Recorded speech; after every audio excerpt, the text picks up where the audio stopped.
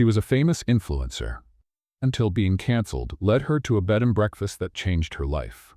Today, this story goes beyond the cancellation. It's about what happens when you lose everything you built and discover you never really had anything at all.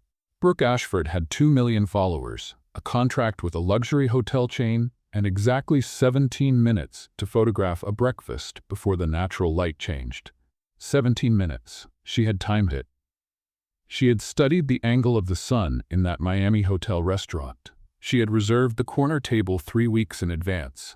She had chosen her outfit the night before, a peach-colored dress that matched the room's color palette. Everything perfect. The croissant arrived. Golden, crispy, artistically positioned next to a cappuccino cup with foam designed in the shape of a leaf. Brooke adjusted the plate 1 centimeter to the left, then 2 millimeters to the right. She tilted her phone, checked the shadow, took a photo, hated it, took another. Almost. One more. Almost. One more. "Excuse me, ma'am, is the croissant okay?" Brooke looked up. The waiter was smiling politely, clearly confused about why she hadn't eaten anything yet. "It's perfect. I'm just documenting."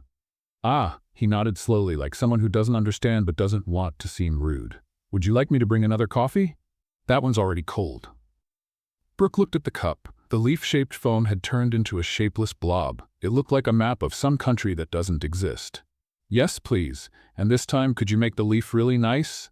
The other one was a little abstract. The waiter blinked twice. "Of course, ma'am. One very concrete leaf." He left. Brooke went back to her phone. "Third coffee. That's fine. It was part of the process. That's why she earned what she earned, attention to detail." The new coffee arrived. Perfect leaf. Perfect light. Perfect angle. Brooke took the photo. Finally, she smiled with satisfaction and went to post it. And that's when her phone started buzzing. The first notification meant nothing. Neither did the second. But by the 15th, Brooke realized something was wrong. Her name was everywhere. Not the good kind of name. Not Brooke Ashford, architect and travel influencer, recommends the best hotels in the world. It was the other kind of name. The kind that comes with the hashtag canceled. Brooke opened the first link. It was a video. Old. From 3 years ago when she was just starting out. She appeared at an architecture event making a joke about accessible design that, taken out of context, sounded like she was mocking people with less money. But that wasn't it. She was being sarcastic. She was criticizing the industry. It was obvious, but nobody wanted context. The comments had already passed 5,000. Always knew she was like this. Rich person making fun of poor people. Never liked her. Now I know why. Brooke felt her stomach sink. She tried to scroll more, tried to find someone defending her, tried to find the original complete video. Nothing. Just anger. Just screenshots. Just people who had never heard of her until 10 minutes ago, but who now were certain of who she was. The phone buzzed again. Email. "Dear Brooke, due to recent events, we have decided to terminate our partnership effective immediately. We wish you success in your future projects." It was the hotel chain. Brooke reread it 3 times. Effective immediately. Future projects. Polite words to say, "You've become a problem and we don't want problems." Another email. Another brand. One more and another. In 40 minutes, Brooke lost 4 contracts, 2 event invitations, and a spot on a podcast about inspirational women. Ironic. She called Samantha, her press agent. Voicemail. Called again. Voicemail. Sent a message, "Sam, please call me. It's urgent." The response came 15 minutes later. "I'm in a meeting. I'll talk to you later." A lie. Samantha was never in a meeting when Brooke called. Samantha answered on the first ring. Samantha lived for answering on the first ring. But now Samantha was in a meeting. Brooke got the message. She looked around. The restaurant continued operating normally. Couples having coffee. Families talking. A businessman reading a print newspaper like it was still 1998. Nobody knew. Nobody there had any idea that the woman at the corner table was watching her life crumble in real time. It was almost funny. Almost. Brooke decided to record an explanation video. That's what you do, right? Apologize, explain, show that it was all a misunderstanding. She went back to the hotel room, sat on the bed, fixed her hair, turned on the front camera. "Hey everyone, so I saw that an old video of mine is going around and I wanted to explain the context." She paused. Her voice was trembling. She couldn't seem nervous. Nervous looked guilty. She tried again. "Hey, everyone, you've known me for years and you know I would never—" "No, you know me," sounded arrogant, like she was saying they should trust her, because she was famous. Again. "Good morning. I wanted to talk about the video that's going around. First, I want to say that I understand why people got upset." "No, I understand" sounded condescending, like she was giving a lecture. Fourth attempt. Fifth. Eighth. On the 11th, she forgot what she was going to say in the middle of the sentence and just stared at the camera in silence for 8 seconds. On the 12th, she sneezed. On the 13th, someone knocked on the door and she screamed in surprise. On the 14th, the waiter from the restaurant appeared in the reflection of the window behind her, outside, watering plants on the neighboring balcony. When he realized he was being filmed, he made a cut sign with his hand across his neck and tiptoed away. Brooke gave up. She threw her phone on the bed, lay on her back, stared at the ceiling of the room, a ceiling that cost $600 a night and now seemed absolutely useless. An hour later, Brooke was still lying there. Her phone kept buzzing, but she had turned the screen face down. She didn't want to see. She didn't want to know how many followers she had lost. She didn't want to read more comments from people who didn't know her explaining exactly who she was. She thought about calling her mother. No, her mother would ask what happened, and Brooke would have to explain, and her mother would say, "I always said this internet thing wasn't safe." And Brooke would want to scream. She thought about calling a friend. Which friend? Her friends were influencers too. And influencers couldn't be seen supporting someone who was canceled. It was like an unwritten rule. Solidarity, but only behind the scenes. Publicly, silence. Brooke laughed, a dry, humorless laugh, alone in the hotel room. 2 million followers and nobody to call. Funny how that worked. At 11 at night, Brooke made a decision. She needed to disappear. Not forever.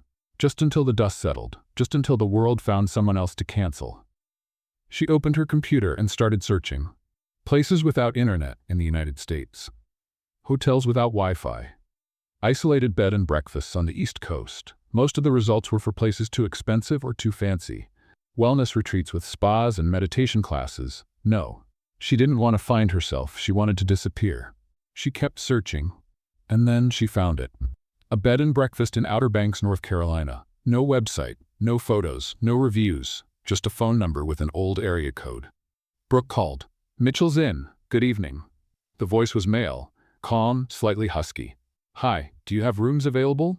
"We do. For when?" "Tomorrow." A pause. "Tomorrow works." "Name?" Brooke hesitated. "Emma. Emma Collins." "Got it, Emma Collins. How long will you be staying?" "Good question. I don't know yet." Another pause. "That's fine. We'll figure it out when you get here. We accept cash or check." Brooke blinked. "And credit card?" "No, just cash or check." "Who still use checks?" "That's fine. I'll bring cash." "Great. See you tomorrow, Emma." He hung up. Brooke stared at her phone. A bed and breakfast that didn't accept credit cards, that didn't have a website, that probably didn't have Wi-Fi. Perfect. Exactly what she needed. A place where nobody would find her.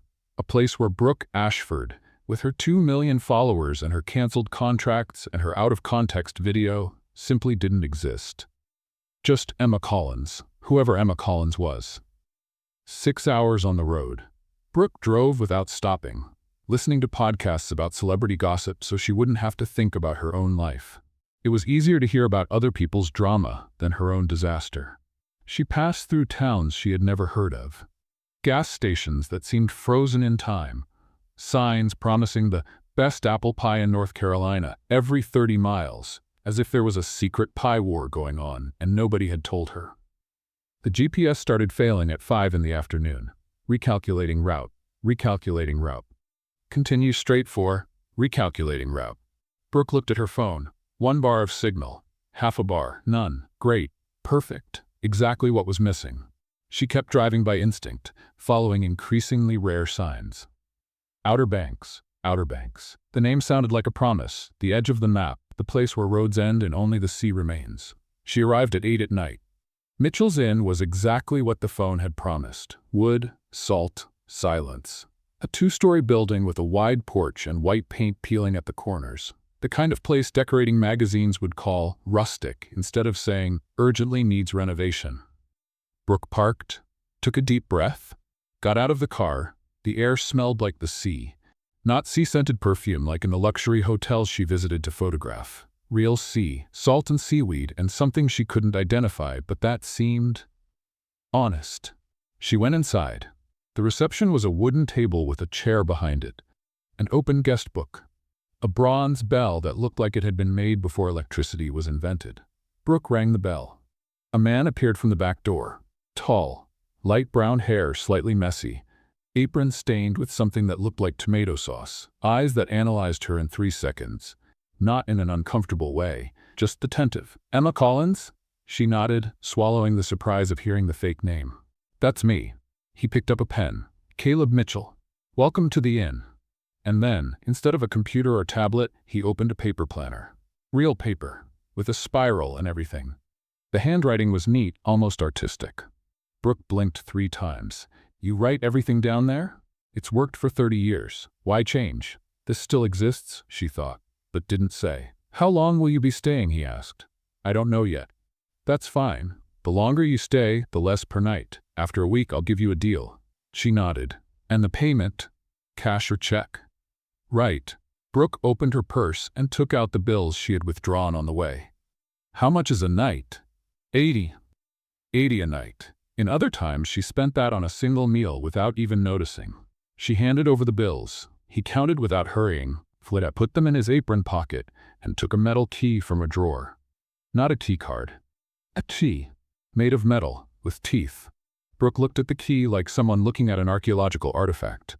"Room 7, 2nd floor," he said. "Stairs to the right. Breakfast at 7:30. Dinner at 7. There's no room service, but the kitchen stays open if you need something." She took the key. "And the Wi-Fi? What's the password?" Caleb looked up. His expression didn't change, but something at the corners of his mouth suggested he had heard this question before. "Many times. There isn't any." "What do you mean, there isn't any?" "There's no Wi-Fi." He said it like someone saying, "There are no dragons," or "There's no teleportation." An impossibility so obvious it wasn't worth explaining. "The internet in this area goes down more than it works. I gave up paying for something that doesn't exist." Brooke felt her phone in her pocket like it was a vital organ going into failure. "And cell signal?" "Sometimes. Depends on the weather, depends on the wind, depends on the mood of the universe." She blinked. "Is that a joke?" "No." But there was something at the corners of his lips that suggested maybe it was. Or maybe he just liked watching guests panic. Hard to tell. Brooke climbed the stairs holding the key like someone holding a talisman from another dimension. The room was small, a double bed with a navy blue bedspread, a light wood dresser, a mirror with an antique frame, a window that faced the sea, or would, if it weren't night. Now it only faced darkness and the sound of waves. There was no television. There was no minibar. There weren't those little chocolates on the pillow that Brooke photographed for stories with the caption, "It's in the details you notice the luxury." There was just silence. She sat on the bed, took her phone out of her pocket, 0 bars, no signal, nothing. An old message still appeared on the screen, received at some point on the road. "You're a joke. I hope you lose everything." Brooke stared at the words. Should she respond? Should she defend herself? She turned off the phone. The power button. Hold. Confirm. Black screen. For the first time in years, the device was completely off. Not on airplane mode, not on silent, simply off. The silence that followed was deafening. And then, finally, without an audience, without followers, without anyone to see or record or screenshot, Brooke cried. Cried like she hadn't cried since. Since when? She couldn't remember. Crying wasn't productive. Crying didn't create content. Crying made your eyes puffy and ruined your makeup. But there in that room that smelled of salt and old wood, nobody was watching. Nobody was recording. Nobody was going to comment crocodile tears or damage control. She could simply feel. She cried until she had no more tears. Then she lay down fully clothed, with her shoes still on her feet, like a child who falls asleep on the couch. She closed her eyes, and for the first time in months, she really slept. The next morning, Brooke woke up with the sun in her face. She opened her eyes. She didn't recognize the ceiling. For a second, she didn't remember where she was. Outer Banks, bed and breakfast, fake name, cancellation, life in ruins. Oh, right. She got up slowly, still wearing yesterday's clothes. The mirror showed a woman with puffy eyes, hair that looked like she'd lost a fight with a pillow, and a crease on her cheek. Perfect. At least it matched her mood. She went down for breakfast. The dining room was small, 3 tables, wooden chairs, checkered tablecloths that looked like they came out of an 80s movie. An elderly couple was having coffee in the corner, arguing about crossword puzzles. A businesswoman was typing furiously on a laptop, clearly searching for the same non-existent signal. Brooke sat at the farthest table. Caleb appeared from the kitchen. Same apron as yesterday? A different one? Impossible to tell. They all seemed to have the same history of sauce stains. Coffee? Please. Strong. He returned with a cup and a plate. Brooke looked at the plate. Scrambled eggs, golden toast, crispy bacon, fresh fruit. No elaborate decoration, no artistic phone, just food. She automatically grabbed her phone, remembered it was off. She stayed holding the device over the plate, her thumb hovering over the black screen, like an involuntary reflex her body hadn't yet unlearned. Caleb watched without saying anything. Brooke put the phone away, picked up her fork, and, for the first time in months, ate an entire meal without photographing it first. The toast was crispy. The bacon was perfect. The eggs had something, herbs, secret seasonings, magic, that made them better than any eggs she had ever eaten. When she finished, she looked at the empty plate with genuine surprise. She had eaten everything, without thinking about angles, without calculating the light, without wondering if the composition was good. Caleb reappeared. More coffee? Did you cook this? Yes. It's really good. He shrugged as if she had said water was wet. It's breakfast. No, she almost said, it's 5-star content, but swallowed the phrase in time. It's really good, honestly. He looked at her for a second longer than necessary. Something passed across his face, curiosity, suspicion, but disappeared before she could identify it. Thank you, Emma. Emma. Right, that was her name now. Brooke finished her coffee and went back to her room. She sat on the bed, looked at the turned-off phone, looked at the window where the sea sparkled under the morning sun, looked at her own hands, which weren't holding anything, weren't photographing anything, weren't posting anything, and realized, with a mix of terror and relief, that she had no idea what to do now. On the second day, Brooke discovered what digital desperation meant. She woke up at 6 in the morning with her hand fumbling across the nightstand searching for her phone. Found it, turned it on, 1 bar of signal, half a bar. None. Got up, went to the window, stretched her arm outside, nothing. Tried the bathroom, nothing. The hallway, nothing. The stairs, 1 bar for half a second, half a bar, nothing. The reception was empty, but the paper planner was still open on the counter, as if it were on duty. Brooke looked at it with suspicion. The planner didn't need signal. The planner worked. The planner was annoyingly superior at that moment. Caleb appeared from the kitchen, drying his hands on a cloth. Good morning. Is there anywhere with signal around here? Brooke asked without bothering to return the greeting. He raised an eyebrow. Good morning to you too. Sorry. Good morning. Is there anywhere with signal around here? Sometimes you can get it at the pier. Sometimes on the hill behind the church, sometimes on the terrace, if you balance your phone at a 45-degree angle and the wind is blowing from the southeast. That's very specific. That's reality. Brooke waited for him to say, just kidding, or the router is on the 2nd floor. He said nothing, just kept drying his hands with a calm that bordered on provocative. And your phone? She asked. How do you communicate with the world? Landline. He pointed to a device on the wall. Beige, with a coiled cord, with a rotary dial. Brooke looked at the device like someone looking at a living fossil. That still works? Better than anything wireless. Never runs out of battery, never loses signal, never needs an update. She couldn't argue. She spent the entire morning looking for signal. She went to the pier, 2 bars for 30 seconds. Enough time to load half her emails before everything froze. She managed to read 1 subject line. Regarding the termination of our partnership. Great. She went to the hill behind the church. 1 bar. 1 message came in. You're a fraud. Wonderful. She tried the roof of the harbor restaurant. 0 bars, but she got scolded by a fisherman who thought she was trying to steal something. Finally, she remembered the inn's terrace. The terrace was actually a flat area on the roof accessible by a ladder that looked like it had been built during the Civil War. The wood creaked, the steps swayed. Each step was an act of faith. Brooke climbed up. The wind was blowing. She had no idea which direction, but she decided to believe it was southeast. 3 bars. 3 glorious and blessed bars. She almost cried with relief. She sat on the roof, balancing on the tiles, and started scrolling through notifications. More hateful messages, more canceled contracts. An article about her on a gossip site. Canceled influencer disappears. Escape or marketing strategy? Marketing strategy. Of course, because hiding in a bed and breakfast without Wi-Fi at the edge of the world was the perfect plan to boost engagement. She was so focused on her phone that she didn't see the loose tile. Her foot slipped. She lost her balance.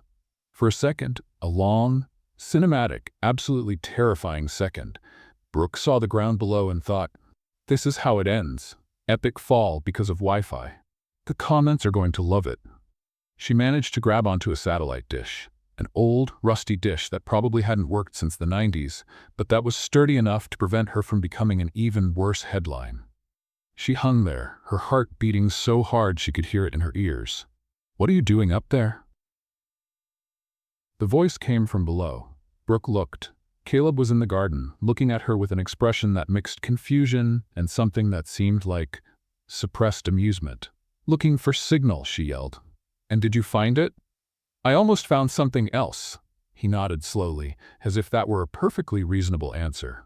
"There's a staircase in the back, safer, with a handrail and everything." "Now you tell me?" "You didn't ask." Brooke climbed down, slowly, very slowly, gripping each tile like a good luck charm. When she finally reached the ground, her legs were shaking. Caleb had already gone back inside. At dinner, she still felt her heart racing. Not from the near accident, from the silence. It had been 48 hours since she had posted anything. 48 hours that the world was spinning without knowing what she was doing, eating, thinking, wearing. It was liberating. It was terrifying. It was like removing a bandage very slowly and not knowing if the wound underneath had healed or gotten infected. She sat at the same table from breakfast. The elderly couple was having dinner in the corner, still arguing about crossword puzzles. The businesswoman had left, probably to somewhere with civilization and broadband. Caleb appeared from the kitchen with a plate. Grilled fish, green herb sauce, roasted vegetables with something that smelled like rosemary and lemon. Simple, elegant, perfect. Brooke automatically picked up her fork, stopped, looked at the plate, looked at the phone in her pocket. The reflex was still there, that almost physical urge to record, frame, share. But the phone had no signal, and the plate was in front of her, and the food was getting cold. She ate, cut a piece of fish, brought it to her mouth, and stopped chewing. "What's wrong?" Caleb asked, passing by her with a pitcher of water. Brooke swallowed slowly, looked at him. This is really good. It's fish?" "No," she shook her head. "This isn't fish. This is restaurant food. Good restaurant with a waiting list and newspaper reviews." Something passed across his face, too quick to identify. A shadow, a ghost of something he didn't want to show. "Thank you. Where did you learn to cook like this?" Silence. He filled her glass with water. Very slowly, buying time, it's a long story. Brooke recognized the phrase. It was the same one she used when she didn't want to talk about the life she had left behind. "That's okay." She went back to eating. "You don't have to tell me." But the curiosity was already planted. Who was this man who cooked like a starred chef and chose to live in a bed and breakfast without internet at the edge of the world? Who used a paper planner and a rotary phone? Who looked at the sea like someone keeping secrets? She finished dinner in silence, paying attention to each flavor, each seasoning, each detail that told a story he didn't want to tell. When she finished, Caleb came to pick up the plate. "Dessert? What do you have?" "Lemon pie. My grandfather's recipe." "The grandfather who built the inn?" He stopped. His hand hung suspended over the plate. "How do you know that?" Brooke pointed to the wall behind him. An old black and white photo. A gray-haired man holding an enormous key in front of a wooden building. "Mitchell's Inn, 1962, written underneath in faded letters. Caleb looked at the photo for a long moment. "Yeah, my grandfather built this with his own hands, brick by brick, lived here until the end." "And you?" He looked back at her. "Me what? Did you live here too?" Grow up here? No. The answer came quick, almost defensive. I came after, when he couldn't take care of it alone anymore. There was more to this story, much more. Brooke could feel the layers like a building with invisible foundations, but she had her own secrets. She wasn't going to force his. The pie, she said. I'll have some. The lemon pie was as good as the fish, creamy, tangy, with a crust that melted in your mouth. Brooke ate every bite thinking the same question. Where did you learn to cook like this? And why did you choose to hide it here, at the edge of the map, where nobody can see? She didn't ask, but she saved the curiosity for another day. And for the first time, she realized she wasn't the only one there with secrets to hide. On the fourth day, Brooke discovered she couldn't sit still anymore. She had walked through the entire inn, had counted the floorboards, 147, 23 of which creaked, had memorized every crack in the wall, every moisture stain, every window that caught the sun at the wrong time. She needed to do something, anything, before her brain, deprived of digital dopamine, started to fail. That's when she heard it, coming from the back porch. A creative series of expressions Brooke hadn't heard since architecture school, when professors discovered structural errors in students' projects. She went out to investigate. Caleb was kneeling on the deck, holding a hammer in one hand and a yellowed sheet of paper in the other. The paper was full of pixelated photos and instructions that seemed to have been written by someone who had never seen a hammer in their life. "What is that?" she asked. He looked up, clearly not expecting an audience for his moment of frustration. Tutorial on how to fix a wooden deck. From when? 2009. Brooke came closer, looked at the paper. Step 5. Align the board perpendicular to the main structural gap, ensuring uniform spacing according to Diagram C. Where's Diagram C? On the page the printer didn't print. Ah. She looked at the deck. Half the boards were loose, a third were cracked, and the board Caleb had just nailed was, "That board is crooked." "I know. Like, really crooked. I know. If someone steps there, they'll trip and sue the inn." "I know." Caleb dropped the hammer. The hammer bounced on the deck, rolled to the side, and fell into the garden with a thud. They both stared at the hammer in the middle of the flowers. "At least the garden is intact," Brooke offered. He sighed. Brooke looked at the plans in his hand, looked at the boards, looked at the angle of the afternoon sun hitting the porch. And she couldn't help herself. "You're doing it wrong. Thank you for the constructive observation." "No, seriously. The problem isn't the board. It's the angle of the entire porch. If you reorient the structure 15 degrees to the east, you get the morning sun instead of the afternoon sun. Much more pleasant for breakfast. And the boards are easier to align with the shape of the land." Caleb looked at her, a long look, evaluating, like he was seeing her for the first time. "And you know this because?" Brooke hesitated. "Because I'm an architect. Because I studied this for 5 years. Because my master's thesis was on space optimization in coastal buildings, and I got the highest grade in the class. Because I read a lot. You read about porch angles? It's a specific hobby." He didn't seem convinced, but he also didn't seem willing to argue. "All right, porch expert." He pointed to the garden. "Get the hammer and show me." Brooke went down the steps, picked up the hammer from among the petunias, and came back. The tool had a familiar weight in her hand. It had been years since she'd held one.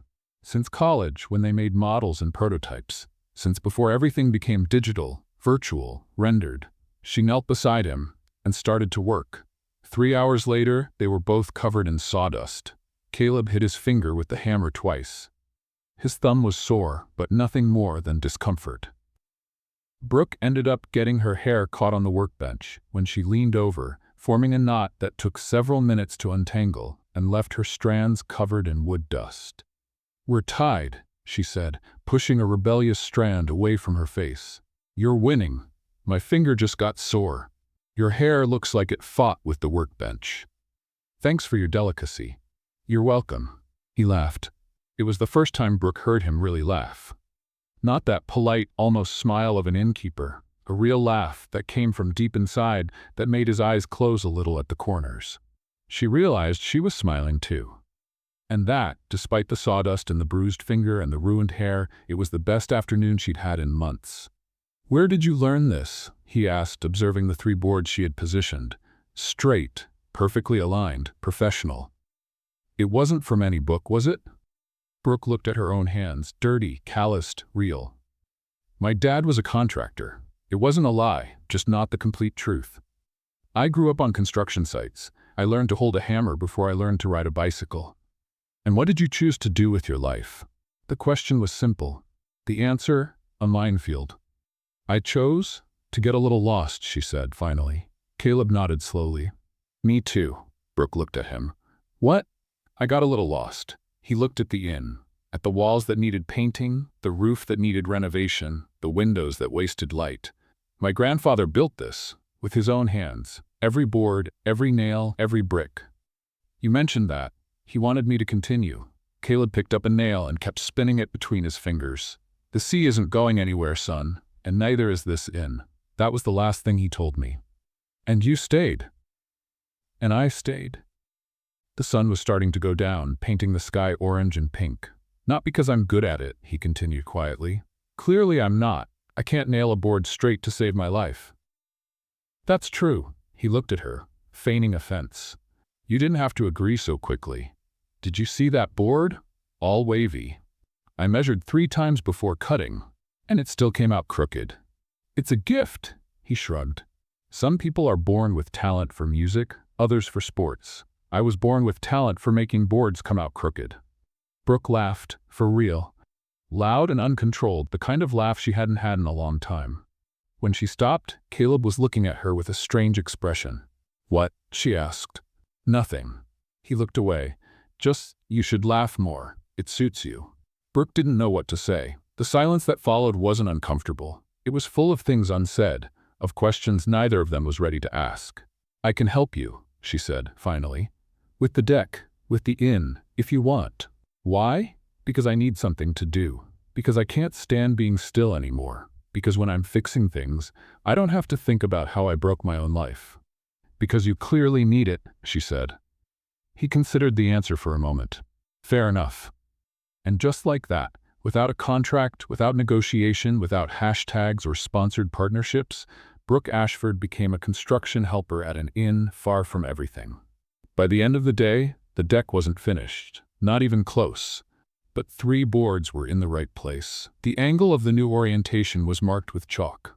And Brooke had made a quick sketch of how the porch would look when they finished, with the morning sun, with space for breakfast tables, with an unobstructed view of the sea. Caleb looked at the drawing for a long time. You don't just read about this, he said finally. You studied. Brooke's heart raced. What? Architecture? Or engineering? Or something like that. He didn't seem accusatory, just curious. This drawing isn't amateur. It has proportion, it has perspective, it has technique. She could lie, make up another story, add another layer to the character of Emma Collins, but she was tired of lying. Architecture, she admitted. I graduated 10 years ago, but it's been a while since I've practiced. Why did you stop? Because I started photographing buildings instead of designing them. Because it was easier to evaluate other people's work than to create my own. Because at some point the architect became something else, and I didn't even notice when one swallowed the other. It's a long story, she said. Caleb smiled. Seems like we both have one. The sun set while they put away the tools. Orange turning to purple, turning to dark blue. Continue tomorrow? He asked. Continue tomorrow. He extended his hand. She shook it. A silent agreement, sealed with palms full of calluses and wood dust. Something had changed. Brooke didn't know exactly what yet, but for the first time in a long time, she was looking forward to the next day. And that scared her more than any internet comment. 1 week in Outer Banks. Brooke already had a routine, something that seemed impossible 7 days ago, when routine meant checking notifications at 6 in the morning and posting stories before breakfast. Now routine meant waking up to the sound of waves. Breakfast at the inn. Helping Caleb with some repair in the morning. Light lunch. More repairs. Dinner. Sleep. No phone. No notifications. No knowing if she still had followers or if they had all migrated to hating someone else. It was strange. It was liberating. It was absolutely terrifying. That afternoon, Caleb announced he was going to teach her to cook. Why? Brooke asked, genuinely confused. Because you eat here every day and you've never offered to help in the kitchen. I help with the deck. The deck doesn't feed anyone. The deck is going to prevent guests from falling into the garden. It's a valid contribution to public safety. He crossed his arms. Do you know how to cook? Brooke considered the question. I know how to heat things up in the microwave and order delivery. I'm very good at ordering delivery. I know all the apps. I can calculate delivery time with precision of. You don't know how to cook. I know how to outsource cooking. It's efficient. He shook his head, but the corners of his mouth were curving. Come on, first lesson, cutting onions. 10 minutes later, Brooke was crying. It wasn't a discreet and elegant cry. It was a soap opera cry. Tears cascading down, nose sniffling like a vacuum cleaner, eyes so swollen she could barely see the cutting board. Are you okay? Caleb asked, genuinely worried. It's the onion, Brooke sobbed. Are you sure? Because it looks like the world ended. It's the onion. But it wasn't just the onion. It was the whole week without internet. The days without knowing what was happening out there.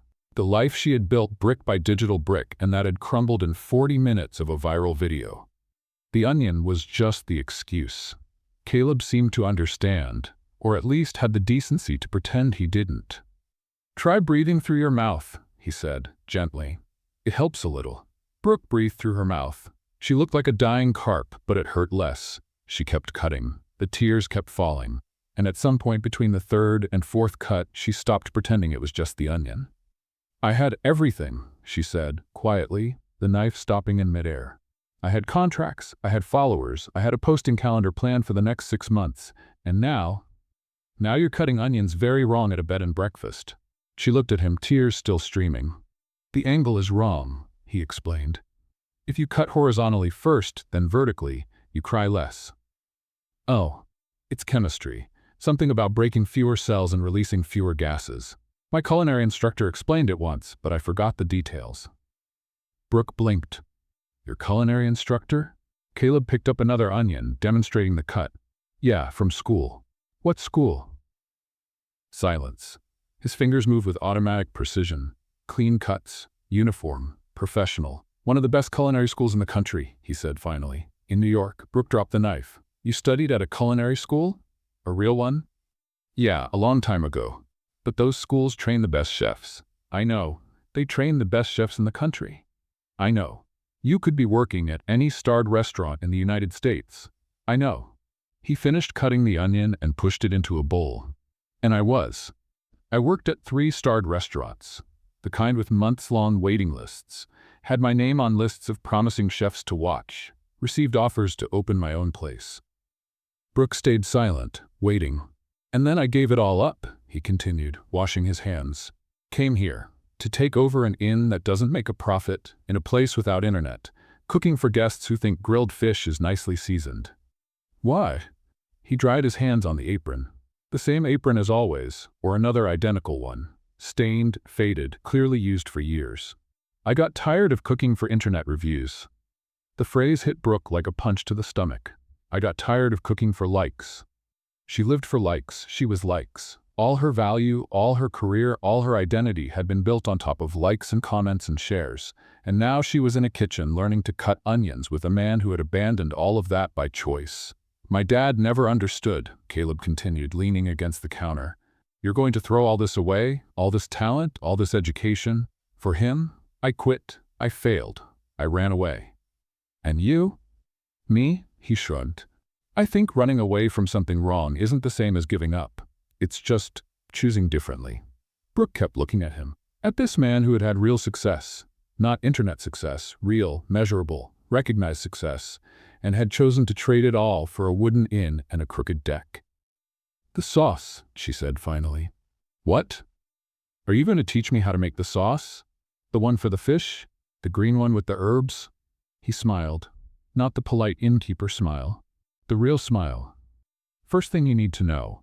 The salt goes in at the end. Always at the end. Brooke tried to make the sauce by herself. She mixed the herbs, added the olive oil, put in what she was absolutely certain was salt. Caleb tasted it. His expression didn't change, but something in his eyes said everything. It's sugar, he said. What? You put sugar, not salt. Brooke looked at the container. It looked identical to the salt one. It was next to the salt. It should be salt. But the containers look the same. I know. I should have labeled them. He went to the sink and poured the thin sauce down the drain. Let's try again? Brooke looked at the empty bowl, at the ingredients scattered around, at the onion tears still staining her face. Let's. An hour later, the sauce was ready. It wasn't perfect. Caleb said it was missing depth and resting time and other things Brooke didn't completely understand. But it was edible. It was good. She had made something, with her own hands, without filters. Thank you, she said, while they cleaned the kitchen. For what? For teaching me. For... She hesitated. For having given up everything too. He stopped drying a pot. What do you mean? I don't know. Brooke shrugged. It's comforting to know I'm not the only one who ran away from something. What did you run away from? The question hung in the air. Brooke could tell him. Could explain everything. The cancellation, the 2 million followers, the video that destroyed her life. Could say that Emma Collins was a lie and that Brooke Ashford was an influencer who had lost everything.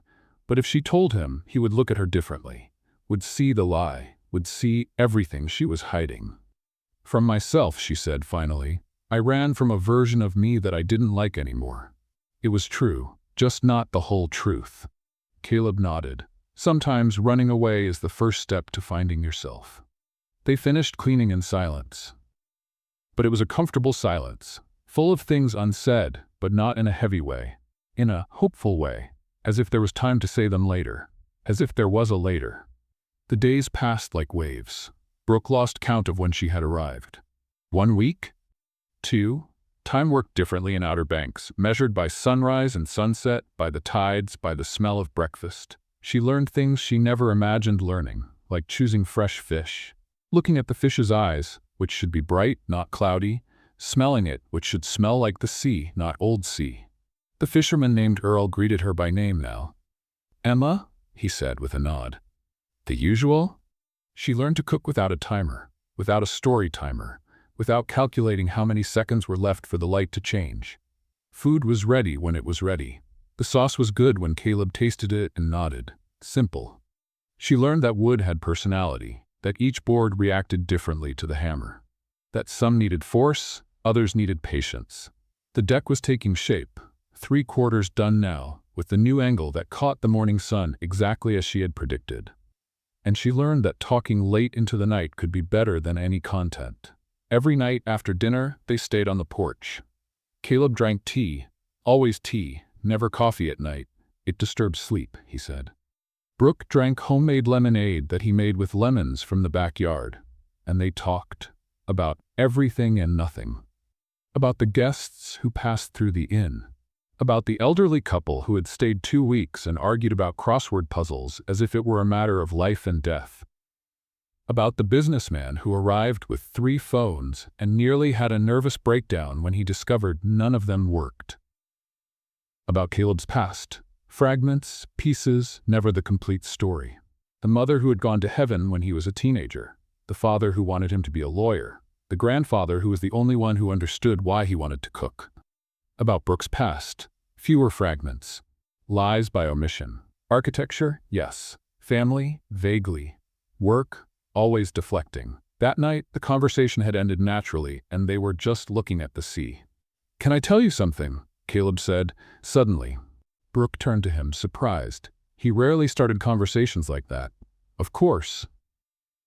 Sometimes I wake up in the middle of the night thinking I made the wrong choice. He wasn't looking at her. He was looking at the sea. That I should have stayed in New York, that my father was right, that I threw everything away out of pride. Brooke said nothing. She waited. And then the sun rises, he continued, and I make breakfast, and some guest says it's the best egg they've ever had in their life. And I think, maybe it wasn't a mistake, maybe it was just a different path. He finally looked at her, but the doubt never goes away, not completely. Brooke felt something tighten in her chest. It was the first time he had shown a crack, the first time the calm and controlled Caleb admitted that he was also afraid. I think, she said slowly, that doubt means you care, that the decision matters. People who don't care, don't doubt. He looked at her for a long moment. Do you have doubts about your choice? The question was simple. The answer, a minefield. Every day, she admitted, but a little less each day. The silence that followed was different from the others, more intimate, more vulnerable.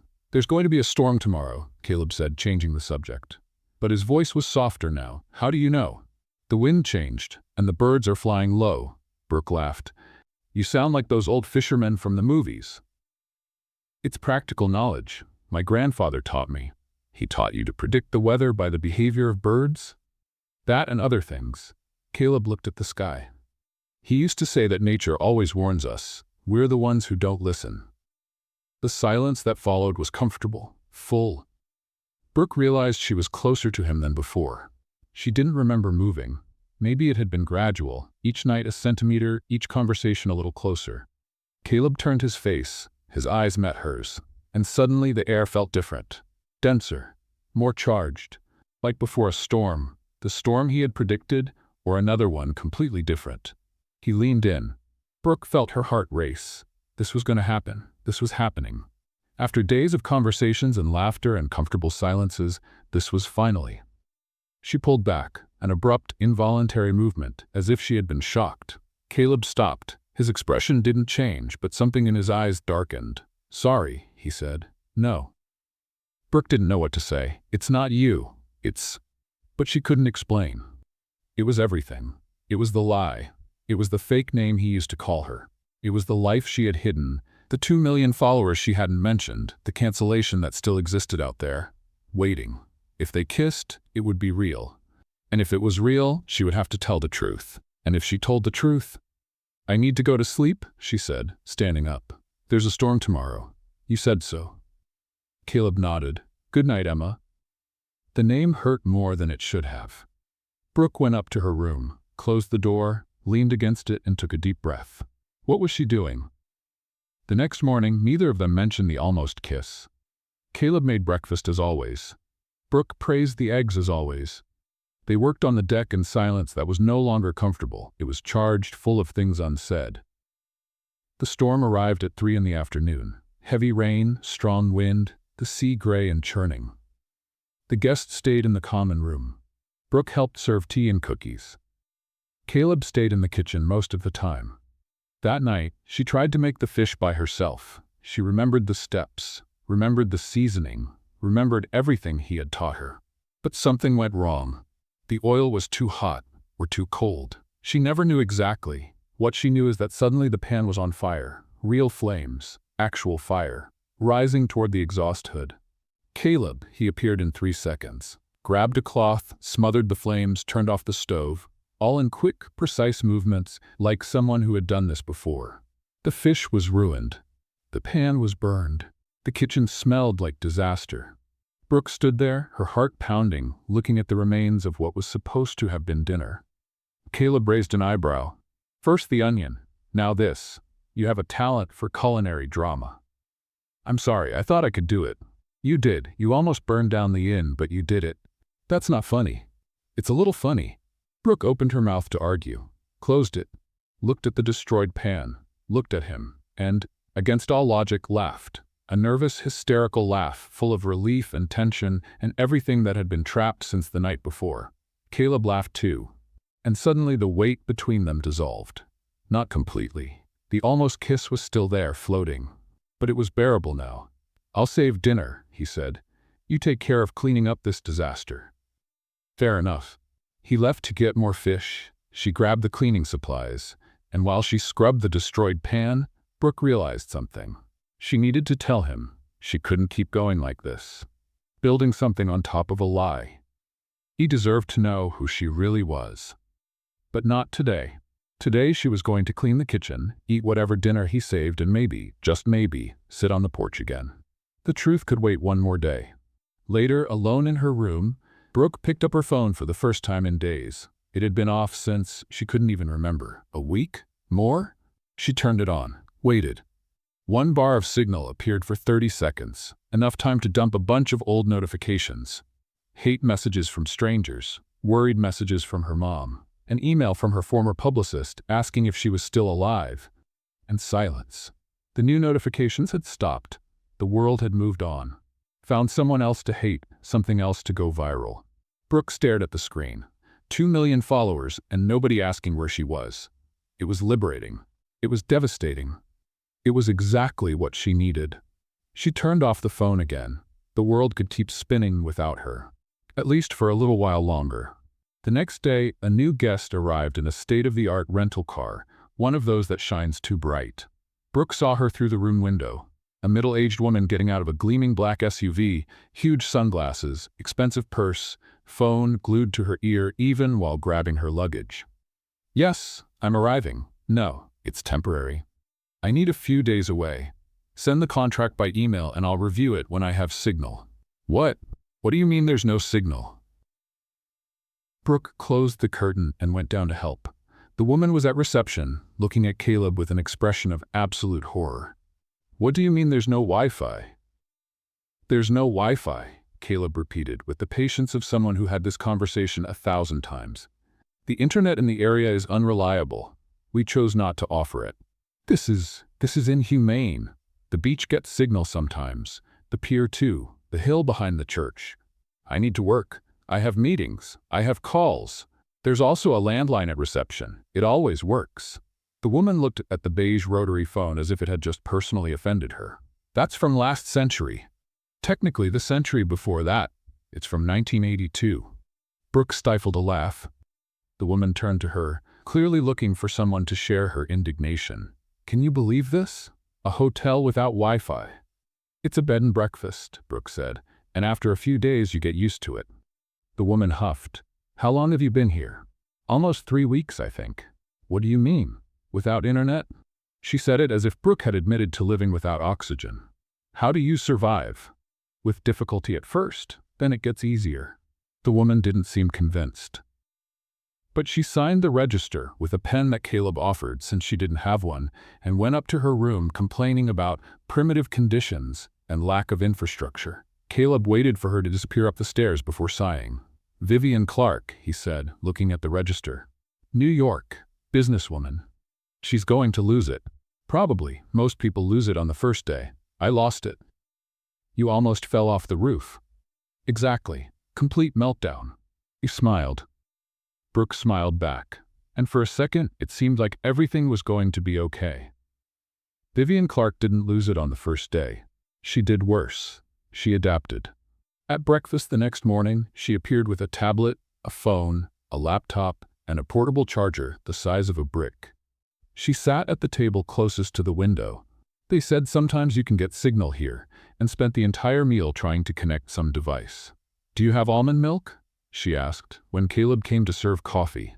"We have milk from a cow." "And oat milk?" "From a cow." "Coconut?" "Cow. Just cow. The cow is the only option." Vivian sighed as if she had received a sentence. "Fine. Cow then? But at least skim?" Caleb looked at her for a long moment. "I'll check."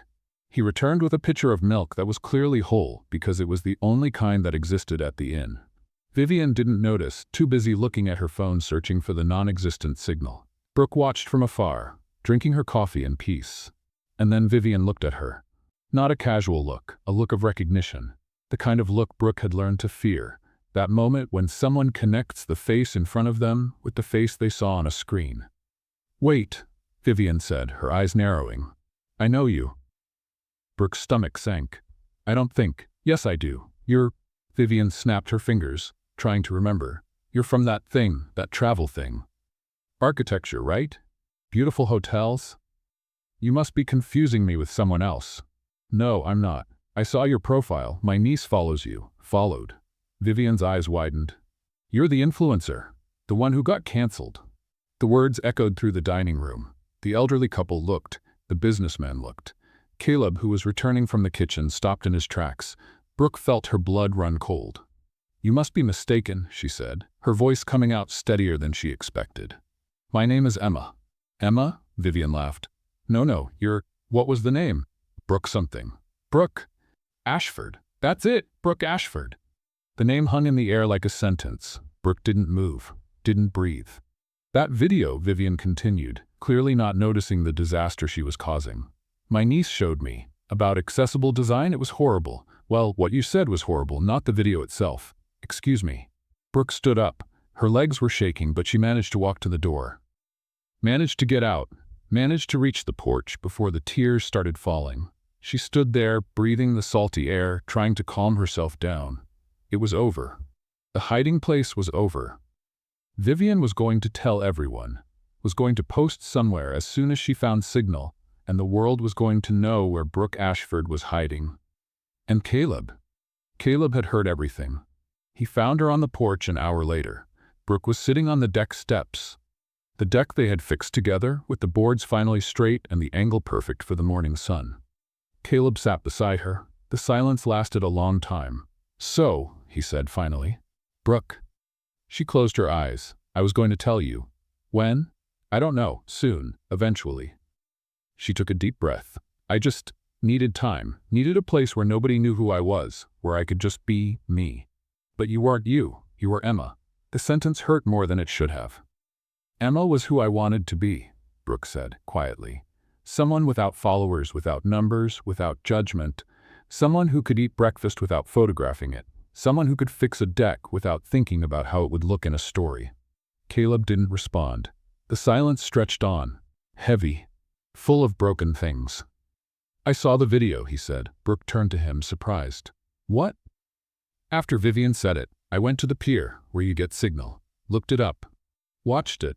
She felt her stomach sink even more. And you were being sarcastic. Anyone with 2 brain cells can tell it was criticism of the industry, not of people." Brooke blinked. "You understood?" "I did," he shrugged. "But that doesn't change the fact that you lied. Lied about who you were. Lied about why you were here." "I know. I left an entire life to get away from people who pretend," Caleb continued, his voice harder now. "People who smile for the camera and pose and say what others want to hear. I came here precisely to escape that. And you brought it here, inside my inn, my grandfather's inn." "Caleb, I thought you had chosen to be here." He stood up. "I thought it was real, that we were real." "We are." "I don't know." He looked at her. "I don't know what's real with you anymore." He turned his back and went inside. Brooke stayed alone on the porch, looking at the sea. The sun was setting. Orange and pink and gold, like every other night. Beautiful. Perfect. The kind of sunset she would have photographed before. Now she couldn't even look. The next morning, things didn't get better. Vivian, apparently with nothing better to do, had spent the night looking for signal and finally managed to post something. Brooke saw it on her phone, during one of the rare bars that appeared. "Guess who I found hiding at a bed and breakfast without Wi-Fi?" The cancelled influencer Brooke Ashford. No makeup, no filters, pretending to be Emma. Pathetic. There was a photo that Vivian had taken without her noticing, probably in the dining room. The comments were already coming in. Thought she had moved on to a better place, running from consequences? Even hiding she can't be normal. Brooke turned off her phone, looked at her suitcase. Maybe it was time to leave. Brooke didn't leave. Not because she didn't want to. She did. The suitcase was packed, the clothes folded, the car waiting in the parking lot. Everything organized for a clean and silent escape before breakfast, before she had to see Caleb again. But something kept her. Maybe it was pride. She didn't want to run away as if she had done something wrong. Maybe it was stubbornness. A part of her refused to give that satisfaction to Vivian and her mean comments. Or maybe it was something simpler and more complicated at the same time. She wasn't ready to stop being Emma. She spent the day avoiding everyone. Breakfast in her room, a dry roll and an apple she had grabbed secretly the night before. Lunch skipped. Long walks on the beach, far from the inn, far from the guests, far from him. Vivian had left. Apparently, a place without Wi-Fi wasn't compatible with her lifestyle, even with the viral story she had managed to get. "I need to be connected," she said as she left, as if explaining a disease. But the damage was done. The post had gone modestly viral, a few hundred shares, a few dozen cruel comments. Nothing compared to the original cancellation, but enough to destroy the bubble of anonymity Brooke had built. At the end of the afternoon, she returned to the inn. Caleb was on the deck they had fixed together. Almost finished now, just a few boards missing in the corner, some finishing touches. He didn't look up when she passed. Brooke went up to her room, sat on the bed, stared at the packed suitcase. An hour passed, 2. The sun began to set, and then someone knocked on the door. "Emma?" Caleb's voice. "Brooke, whatever, are you there?" She hesitated. "I'm here. Can I come in?" Another hesitation. Longer. Yes. The door opened. Caleb entered. He stood in the middle of the room, hands in his pockets, clearly uncomfortable. The suitcase, he said, looking at the bed. Yeah. Are you leaving? I'm thinking about it. The silence stretched on. Brexter. Caleb leaned against the wall, crossed his arms, looked at the floor. I was rude to you, he said finally. You were right. I was. But that doesn't mean I had to be rude. He sighed. I spent the day thinking about you. About me. About all of this. Brooke waited. I ran away too, he continued. Ran from New York, ran from my career, ran from everyone who thought I was throwing away my talent. And when I got here, I invented a version of myself. The calm innkeeper who doesn't care about fame. The simple guy who just wants to live in peace. That's not true? It's part of the truth, but not all of it. He finally looked at her. Sometimes I wake up at 3 in the morning and wonder if I should have stayed, if I should have tried harder, if I should have proven to my father that he was wrong about me. And what do you decide? I decide that I chose what I chose, and that I need to live with it. Pause. But I understand why you invented Emma. I understand the desire to be someone else for a while. Brooke felt her eyes sting. I didn't want to lie to you, she said. Not specifically. When I got here, I was so destroyed, so tired of being Brooke Ashford, the canceled influencer. I wanted to be anyone else, anyone who didn't carry all that weight. And Emma didn't carry it. No. Emma could learn to cut onions and fix a deck and eat breakfast without photographing it. Emma didn't have 2 million followers or canceled contracts or a viral video destroying her reputation. And now? Brooke looked at the suitcase. Now, I don't know. She rubbed her eyes. Part of me wants to leave, start over somewhere else, invent another name. And the other part? She looked at him. The other part wants to stay, finish the deck, learn to make the sauce right. A pause. Find out what could have happened that night on the porch if I hadn't pulled back. The air in the room changed, heavier, more charged. Caleb pushed away from the wall, took a step toward her, then another. What if I said I want to find out too? Brooke felt her heart race. You said you don't know what's real with me anymore. I did. He stopped in front of her. But maybe we can figure it out together. What's real, what's not? Who's Emma? Who's Brooke? What if you don't like Brooke? What if I do? The question hung suspended between them. Brooke realized she had stopped breathing. I've done things I'm not proud of, she said quietly. The video isn't a lie. I really made that joke. I was being sarcastic, yes, but still, words have weight. And I spent years living on performance, on image, on likes. Everyone has a past. My past is documented in 2 million posts. And my past is documented in 0 posts, but that doesn't mean I'm a better person. Caleb shrugged. It means I had the luxury of making mistakes in private.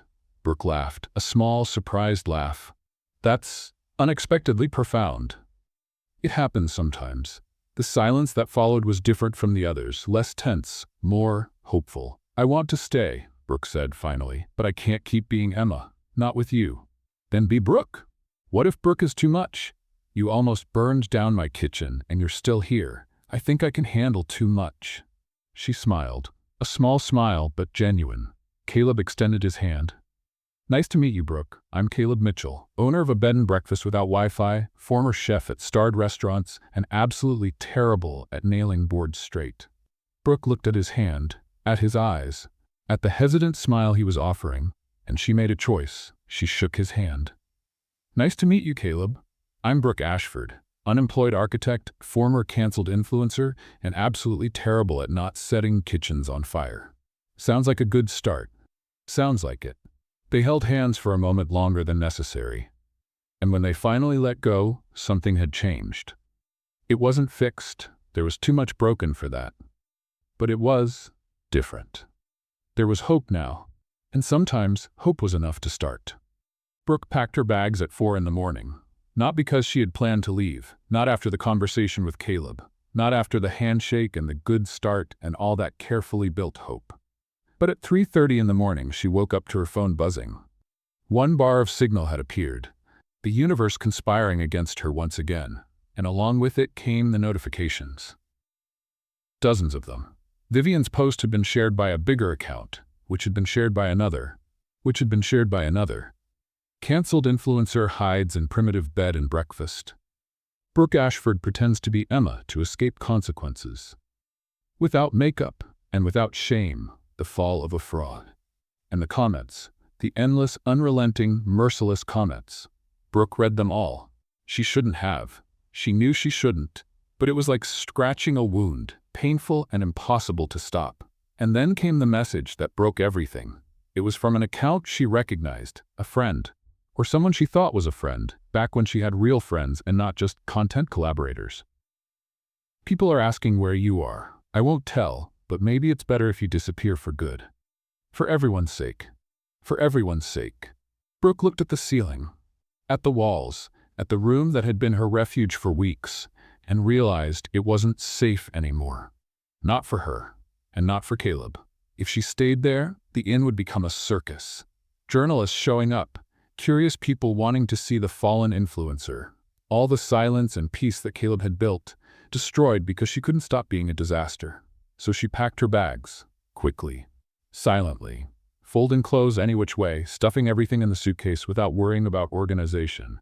She wrote a note. Sorry, Emma was who I wanted to be. Brooke is who I need to face. Thank you for everything, B. Reread it. Tore it up, tried again. Caleb, I can't stay. It's not fair to you. I'm sorry for lying. I'm sorry for leaving. I'm sorry for everything. Brooke, better. She put the note on the pillow, grabbed her suitcase, opened the bedroom door slowly, trying not to make noise. The hallway was dark, silent. The inn was sleeping. Brooke took a step.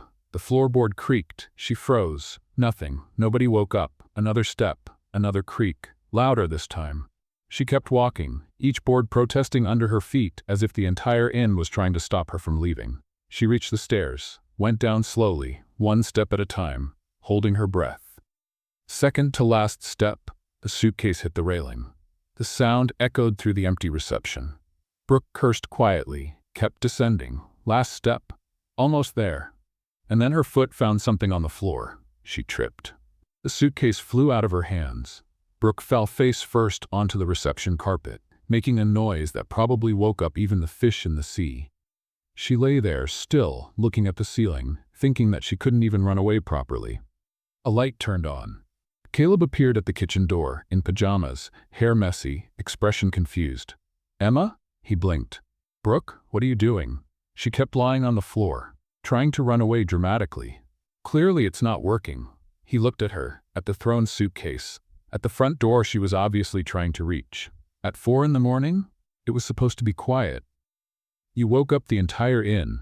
As if to confirm, a door opened upstairs. The sleepy voice of Mr. Henderson, the guest in room 3. Is everything okay down there?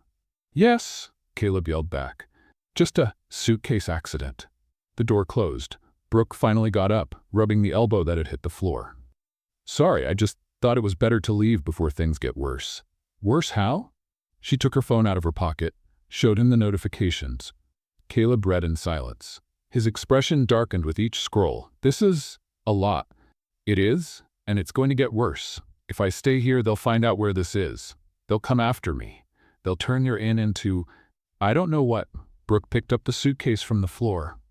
You don't deserve this. Your grandfather didn't build this to become a backdrop for internet drama.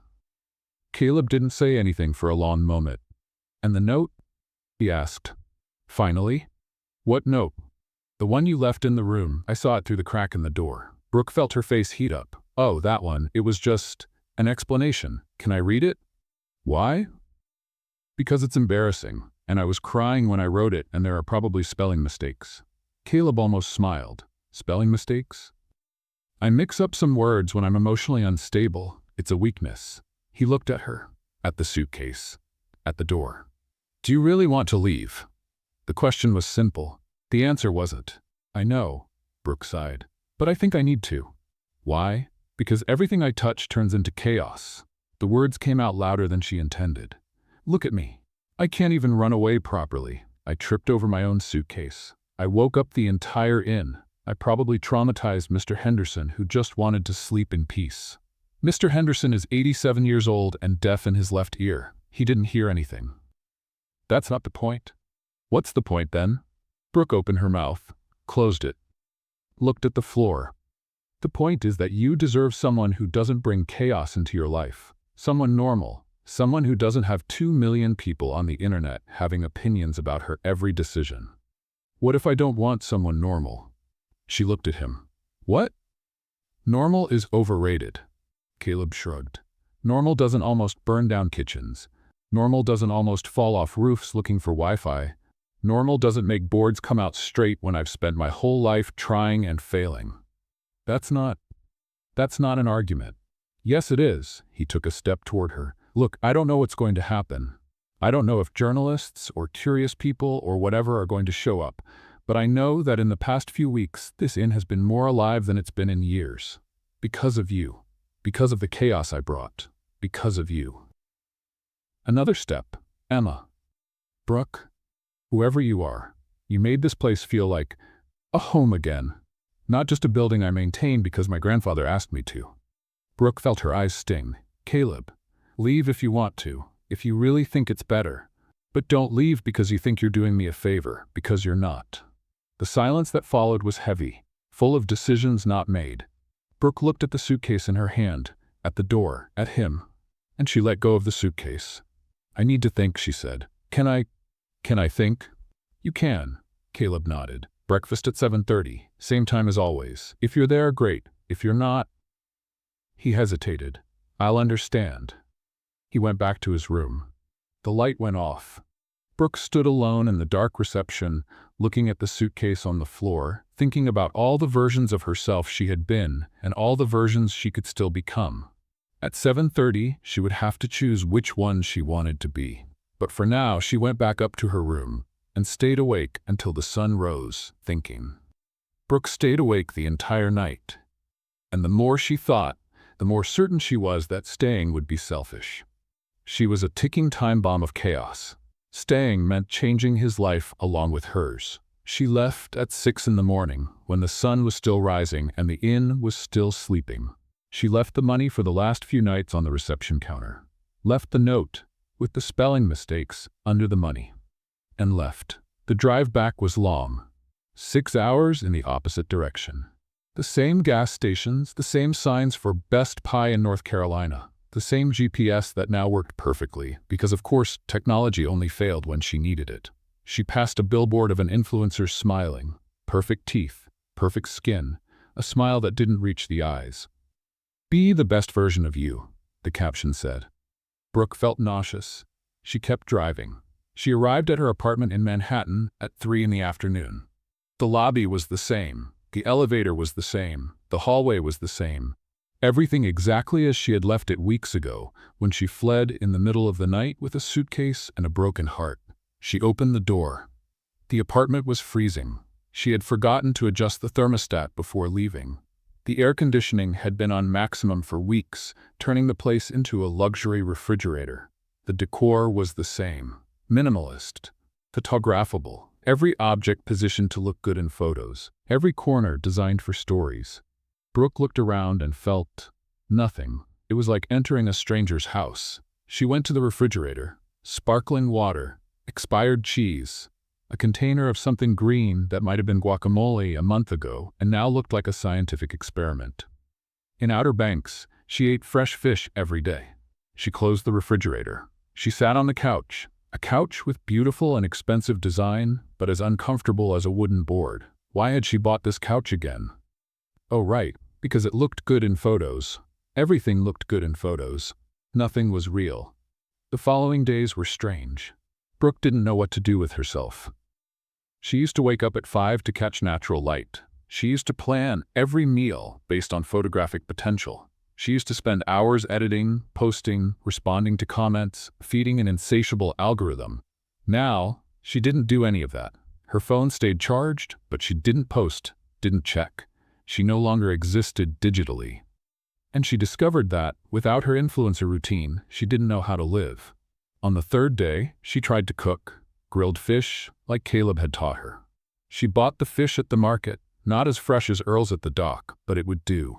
She prepared the seasoning, cut the herbs, remembered every step, turned on the stove, and 10 minutes later, the apartment's smoke detector was screaming.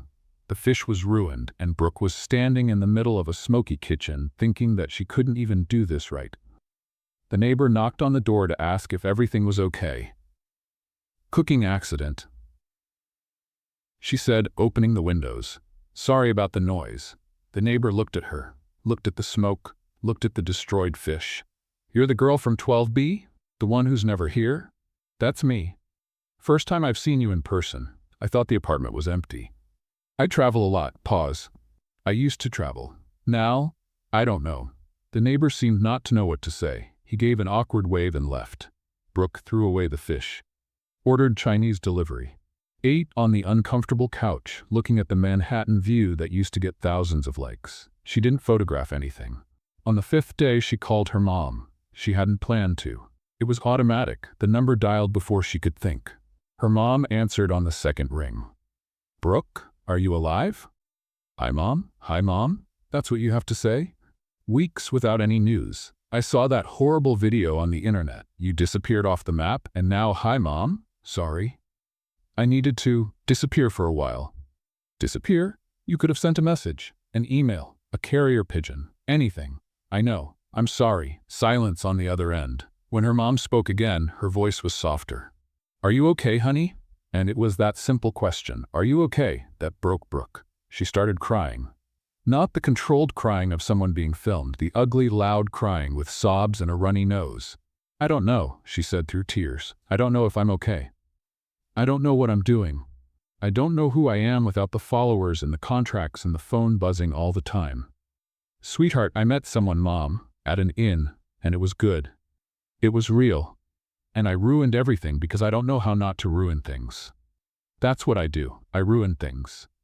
You don't ruin things. I set his kitchen on fire twice. Technically, it was once there and once here, but the principle is the same. Her mom was silent for a moment. You set fire to... Wait, you cooked? I tried. He taught me.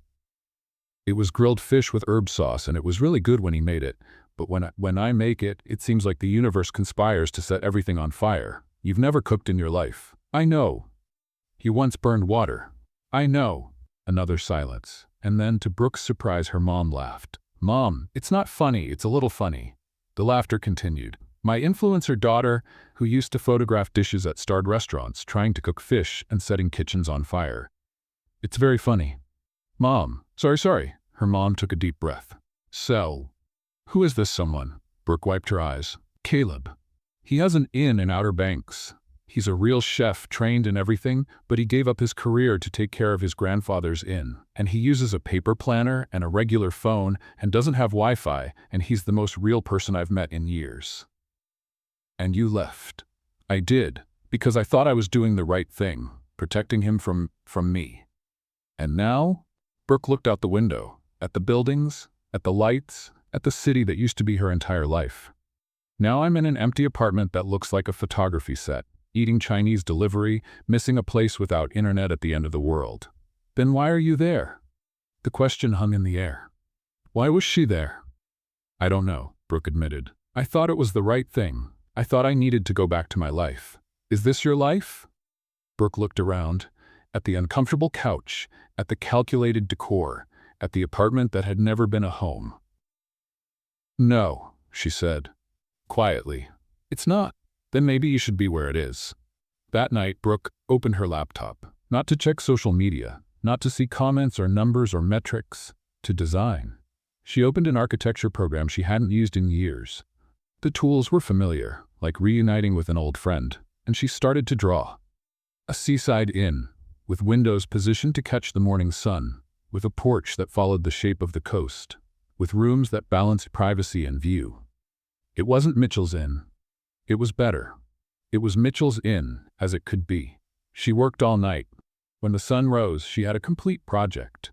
Imperfect, done in a hurry, full of details to adjust, but real. Something she had created, with her own hands, without filters. She looked at the drawings on the screen, and finally understood. She didn't miss the followers. She didn't miss the contracts. She didn't miss the life she had built on top of likes and comments. She missed him. The inn.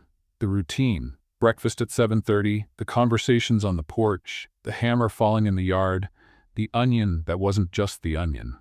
Caleb. And if she missed him, maybe there was still time to fix it. Brooke drove back to Outer Banks without telling anyone. She didn't plan. She didn't think. She simply grabbed her suitcase, the same suitcase she had tripped over a week before, threw it in the car, and started driving. 6 hours on the road. The same gas stations, the same pie signs, the same GPS that she now knew by heart. She arrived in the late afternoon. The sun was setting, painting the sky orange and pink, and the inn was there. The same. Made of wood, smelling of salt, with paint peeling at the corners. But the deck was different. Brooke parked and kept looking. The deck was attempted. That was the only word that described it. The boards were in place, more or less, some straight, others not so much. The angle she had planned was partially implemented, but with deviations that were clearly not intentional. Caleb was there, his back to her, holding a hammer, looking at a board as if it had personally offended him. Brooke got out of the car. The noise made him turn. Their eyes met. For a long moment, no one said anything. Then Caleb looked at the suitcase in her hand, at the car, at her again. "You came back." It wasn't a question, it was a statement. "I did." "Why?" Brooke took a step toward the deck, then another. "Because I spent a week in my Manhattan apartment, tried to cook fish and set off the smoke alarm, called my mom and cried for 40 minutes, stayed up all night drawing in projects on my laptop." "In projects?" "Of a specific inn." She climbed the deck steps, with repositioned windows, extended porch, renovated rooms. Caleb raised an eyebrow. "You stayed up drawing my inn?" "Yes, kind of obsessive, I know, but it was better than staring at the ceiling thinking about everything I had done wrong." Silence. Brooke looked at the work he had done, at the crooked boards, at the nails that weren't fully driven in, at the obvious effort and the questionable result. "This is going to fall apart in a week," she said. "Thanks for the assessment." "Maybe less. This board here is completely wrong." "I know. And this other one is cracked." "I know. And why did you try to do it yourself?" Caleb looked at the hammer in his hand, at the deck, at her. "Because someone had to finish it." Pause. "And because I couldn't look at this unfinished." It was a reminder of what could have been. Something tightened in Brooke's chest. "Caleb. You left." He didn't say it with anger, just with sadness. "I woke up, went to make coffee, and you were gone. Again, this time for real. I thought it was the right thing. Was it?" "No." Brooke took a deep breath. "It wasn't. I thought I was protecting you, protecting the inn, but actually I was running away. Again, it's what I do, apparently. I run. And now?" She looked at him. "I didn't come to run this time. I came to choose."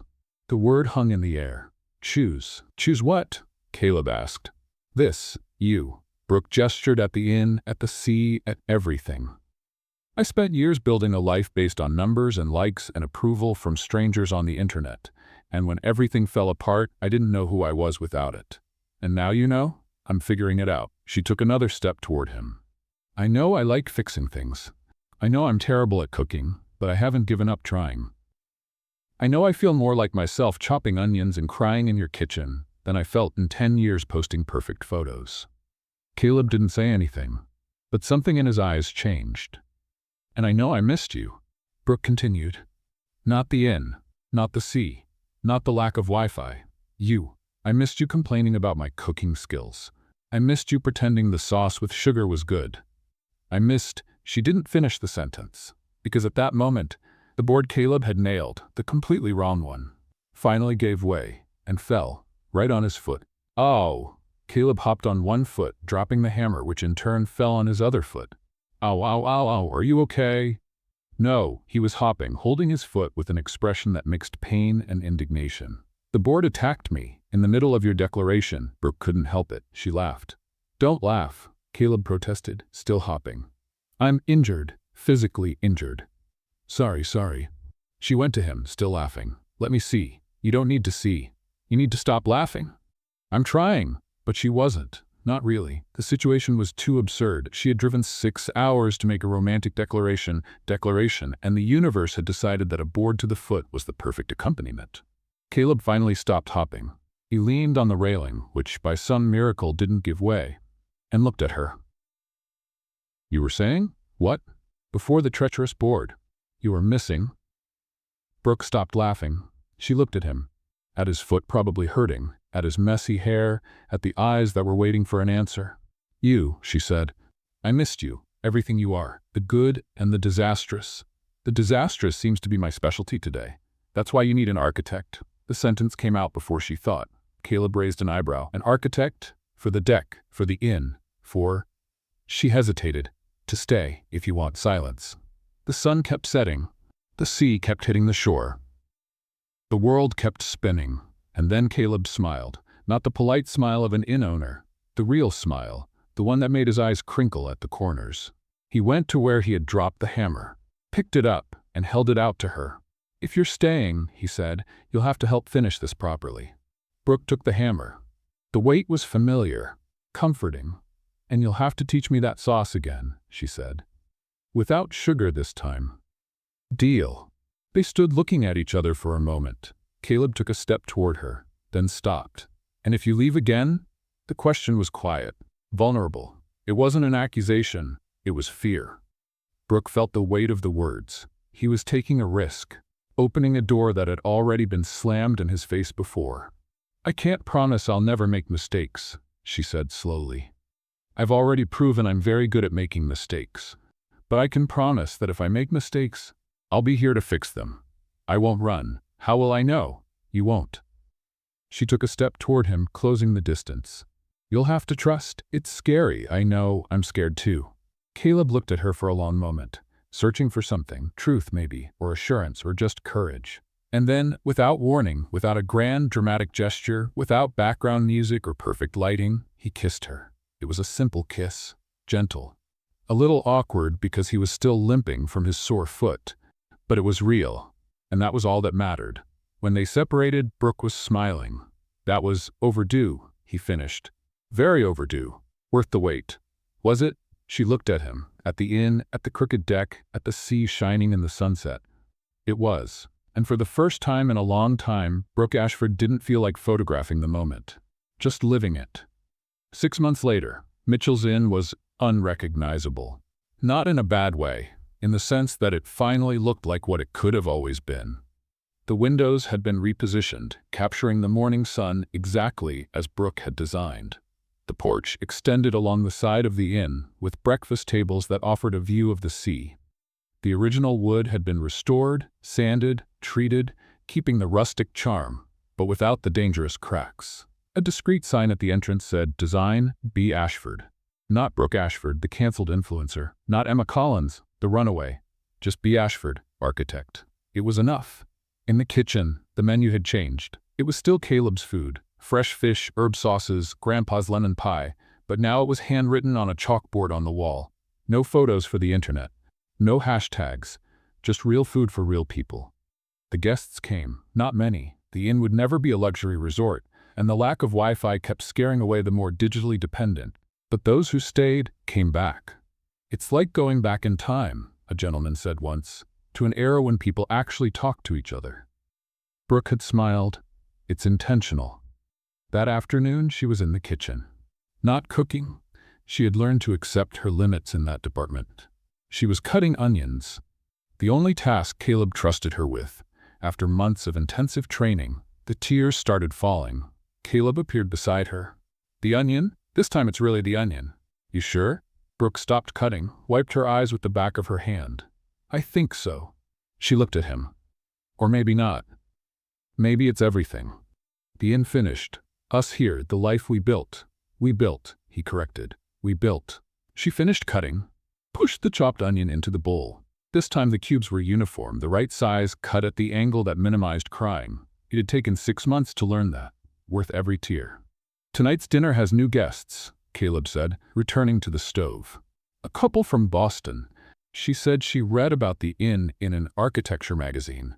Architecture magazine? Apparently someone did an article about sustainable renovations in historic buildings. They used us as an example. Brooke blinked. I didn't know about that. Neither did I. Until they called to make a reservation. An article about the inn, about her work, not about the cancellation, not about the fall of an influencer, about the project, about the architecture. Huh, she said. Huh, he agreed, and both smiled. Dinner was on the new porch. The couple from Boston was nice. She was a literature professor, he was an accountant. Neither of them seemed to know or care who Brooke had been before. To them, she was just the architect who had renovated the inn. The elderly couple who came every month was there too. the same ones who used to fight over crossword puzzles. Now they had graduated to chess. Caleb served grilled fish. The sauce was perfect. It always was. Brooke ate without photographing. She had stopped doing that months ago. At first it was hard. The reflex still existed. Her hand still reached for the phone. But over time, the urge diminished, disappeared, was replaced by something better, the ability to simply be present. After dinner, one of the Boston guests approached her on the porch. "Can I take a photo of the food?" he asked, phone in hand. "To show my friends." Brooke looked at Caleb, who was clearing the plates. He raised his eyebrow. "That eyebrow. You can," Brooke said. "But eat first." The man looked confused. "What?" "Eat first. Photograph later. The food tastes better warm." The man looked at his phone, at his plate, at her, and then put his phone away. "You're right," he said. "You're right." Caleb, passing by her with the plates, whispered, "Look at you giving lessons. Learned from the best. Learned from the worst. You almost set my kitchen on fire. Twice. Twice that I saw. I bet there were more when I wasn't looking." "That's not true. Only twice." "Twice is plenty when it's my kitchen." They continued the argument as they went inside, leaving the guests smiling on the porch. That's how it worked now. Arguments without malice, inside jokes, a routine that wasn't performance. It was life. Later, alone in the kitchen, Brooke washed dishes while Caleb dried. Her phone buzzed in her pocket. She ignored it. It buzzed again. "Aren't you gonna look?"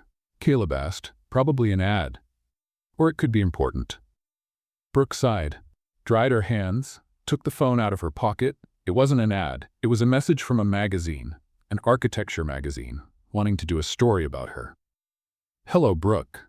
We learned about your work at Mitchell's Inn through a recent publication. We'd like to do a profile on your career transition and your focus on sustainable renovations. Can we talk?" Brooke read it 3 times. "What is it?" Caleb asked. She showed him the screen. He read it, frowned. "Read it again." "Is that good?" "I don't know." Brooke looked at the message. "I mean, it's about architecture, not about the rest." "Do you want to do it?" she thought. A year ago, she would have jumped at the opportunity. Any exposure was good exposure. Any mention was relevant. Any chance to get back in the spotlight was worth it. But now? "No," she said. "No, not now." She started typing. "Maybe in the future. When I have more projects. When it's about the work, not about me." She typed the response. "Thank you so much for your interest. At the moment, I'm focused on local projects and prefer to keep a low profile. Perhaps we can talk in the future. Thank you for the consideration." Sent. Turned off the phone. "Done," she said. Caleb looked at her with an expression she was still learning to identify. Something between pride and affection and amusement. "What?" she asked. "Nothing." He went back to drying the dishes. "Just you. Being you. Is that good or bad?" "It's perfect," Brooke smiled. They finished the dishes in silence, the kind of silence that doesn't need to be filled. That is comfortable. That is home. Even later, they were on the porch. The sunset painted the sky orange and pink and gold. The sea sparkled. The wind smelled of salt. Brooke took her phone out of her pocket. Caleb looked at her. "I thought you turned it off." "I did." She pointed the camera at the horizon. "But some things deserve to be recorded." She took the photo, looked at the screen, looked at him, and put the phone away. "You're not going to post it?" he asked. "No." "Why?" Brooke looked at the sunset, at the inn they had rebuilt together, at the man beside her who had accepted all versions of her, the Emma, the Brooke, the architect, the cooking disaster. "This one is just ours," she said. Caleb smiled, took her hand, and they stayed there, together, watching the sun disappear on the horizon. No audience, no followers, no likes, just them. And that was more than enough. That night, before falling asleep, Brooke picked up her phone one last time. A message had arrived while they were on the porch, from her mom. "Saw the photo of the inn in the magazine. I'm proud of you, honey. Not for the inn, for you finding what matters." Brooke smiled. Typed back, "Thank you, Mom. I am too." Put the phone to charge, closed her eyes, and slept the sleep of someone who is finally where they should be. 2 million followers mean nothing if, in real life, there's no one to call. Likes don't hug, don't listen, don't stay. What really matters is having someone you can count on, someone who sees you without filters. If this message touched you, leave in the comments the rating you would give this story. And if you believe that real life needs more true connection, subscribe. Stories like this warm the heart.